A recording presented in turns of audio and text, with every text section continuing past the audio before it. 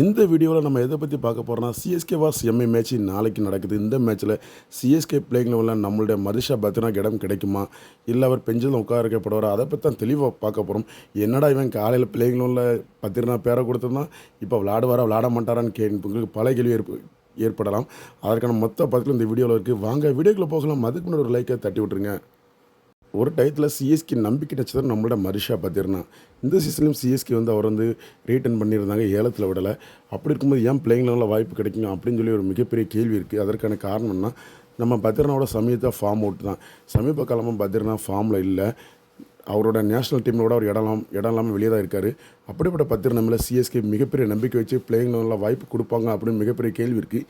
இந்த கேள்விக்கான பதில் என்னென்னா, ஜனவரி மாதம் நம்மளுடைய எஸ்ஏ T20 தொடர் நடந்தது. அதில் நம்ம சிஎஸ்கேயோட அணியான ஜேஎஸ்கே டீமில் ஆடிச்சு.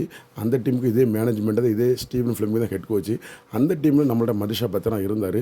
ஆனால் அந்த டீமில் நம்ம பத்திரனாவை பெஞ்சில் உட்கார வச்சுருந்தாங்க. அதனால் இந்த ஐபிஎல்லும் பத்திரனாக்கு வாய்ப்பு கொடுப்பாங்களா அப்படின்னு சொல்லி மிகப்பெரிய கேள்வி இருக்குது. இதே நம்ம தோனி கேப்டனாக கண்ணை மூட்டி சொல்லிடலாம், பத்திரனா நீ பந்து போடணும்னு சொல்லி வாய்ப்பு கொடுத்துருவாரு. ஆனால் கேப்டன்சி ருத்து அப்படிங்கிறது அது மிகப்பெரிய கேள்வியாக இருக்குது.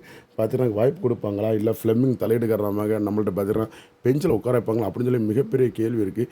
ஆனால் நிறைய பேர் சொல்கிறாங்க, ஏன் பத்திரனா சொன்னார், இப்போ நான் பழைய ஆங்கிளில் பழைய ஸ்டைலில் பால் வீச ஆரம்பிச்சிட்டேன், ஆனால் ஒரு பிரச்சனை இல்லை அப்படின்னு சொல்கிறாங்க. அவர் அந்த ஆங்கிள் அடிக்கடி காயம் ஏற்படுறதுனால அந்த ஸ்டைலை மாற்றினால தான், கையை கொஞ்சம் கீழ் நோக்கி வச்சு வீசினால தான் ஃபார்ம் அவுட்டுக்கு போனார். பால் ஈஸியாக கணிக்க முடிச்சு எல்லோரும் அடித்தாங்க. இப்போ பழைய ஸ்டைலில் கையை மேலே வச்சு வீசுகிறாரு.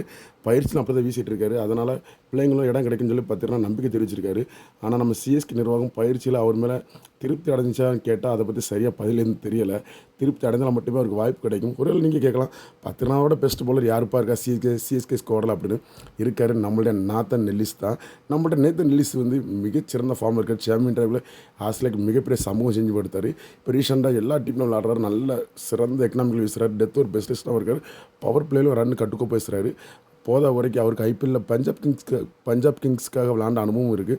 அதனால் நான் தான் நெல்லிஸை நீங்கள் முதல் மேட்சில் தான் பயன்படுத்தலாம் அப்படின்னு சொல்லி ஒரு பக்கம் இன்னொரு தரப்பினர் கோரிக்கை விடுத்துள்ளனர். ஆனால் சிஎஸ்கே இப்படி கடினமான முடிவு எடுப்பாங்களா, இல்லை பத்திரனாக்கு ஒரு 5-6 மேட்ச் வாய்ப்பு கொடுத்துட்டு பின்னர் நாதன் நெல்லிஸ் பக்கம் வருவாங்களா அப்படின்னு சொல்லி மிகப்பெரிய கேள்வி இருக்குது. என்னையை பொறுத்தவரைன்னு கேட்டிங்கன்னா, சிஎஸ்கே எப்பவும் அனுபவத்துக்கும் தங்களுடைய இருக்கிறவங்க தான் முக்கியத்துவம் கொடுப்பாங்க. நம்ம ஸ்குவாடில் கிட்டத்தட்ட பார்த்தீங்கன்னா 3 வருஷமாக இருக்கார். பல மேட்ச் சிஎஸ்கேக்கு மேட்ச் வின்னராக இருந்திருக்காது. செவிக்க முடியாத மேட்ச் வின் பண்ணி கொடுத்துருக்காரு.